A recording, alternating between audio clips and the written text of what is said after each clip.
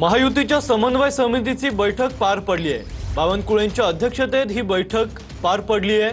महामंडळाचं वाटप, निधी वाटप यावर चर्चा झाल्याची माहिती आता भुजबळांनी दिली आहे। भुजबळ, शंभूराज देसाई, गिरीश महाजन, दादा भुसे उपस्थित होते।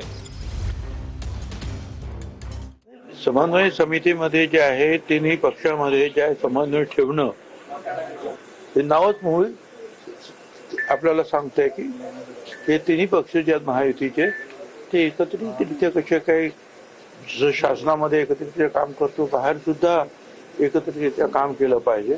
निधीच्या बाबतीमध्ये सुद्धा निधी प्रत्येक पक्षाचे किती लोक आहेत त्या प्रमाणामध्ये तो निधी वाटप होणार। तर अशा रीतीने जे आहे सगळी चर्चा झाली।